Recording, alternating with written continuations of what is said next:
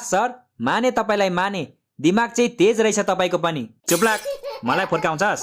भोलि के को एक्जाम छ नडाटी भन। नेपाली नै हो के सर? नबताए सोध्नु न तपाईको प्यारो विद्यार्थीलाई। हो रोशन, नेपालीको एक्जाम हो भोलि? हो सर, नेपाली नै हो। ल त्यसो भए म तिमीहरूलाई उखान टुक्काहरू भन्छु, तिमीहरूले त्यसको वाक्य बनाउने है त? हुन्छ सर। प्रतीक्षाको फल मिठो हुन्छ। ल यसको वाक्य बनाएर देखाऊ जसले भयो नि। सर म बनाम? ल बना बना। प्रतीक्षाको फल मिठो हुन्छ त्यो मलाई पनि थाहा छ। त्यसैले म हरेक शनिबार प्रतीक्षाको घर जान्छु र उसको फल खाएर आउँछु। यसरी बनाउँछ वाक्य? लट्ठी कहाँ छ मेरो? मेरो केही गल्ती छैन सर, मैले त यसको कपीबाट पढेको, त्यहाँ यस्तै लेखेको थियो सर। होइन सर होइन, मेरो कपीमा त्यस्तो लेखेको छैन। यसले फसाउन खोजिरहेछ मलाई। तैँले चाहिँ यसको कपीबाट किन पढेको त? तेरो कपी चाहिँ खोइ। मेरो कपी त प्रतीक्षाको घरमा छ सर।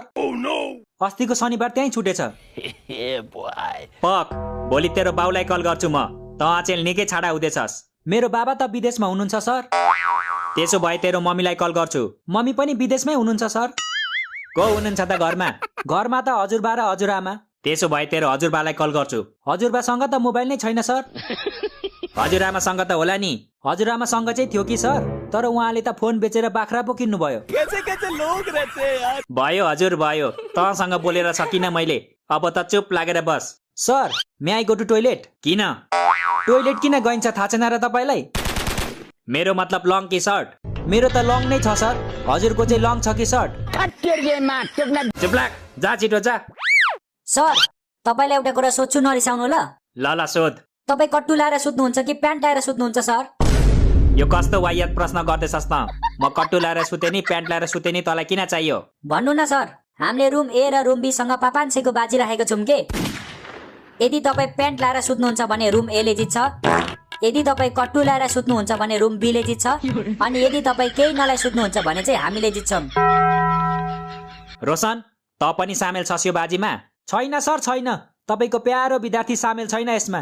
गुड बोय, यस्तो हुनुपर्छ विद्यार्थी भनेको। तर तपाईँ रातभरि फोनमा बोल्नुहुन्छ भनेर चाहिँ यसले नै भनेको है हामीलाई। होइन सर होइन, मैले रातभरि बोल्नुहुन्छ भनेको छैन। मैले त 1-2 बजेसम्म मात्र बोल्नुहुन्छ भनेको थिएँ। देख्नु भयो त सर तपाईँको प्यारो विद्यार्थीको असली रूप?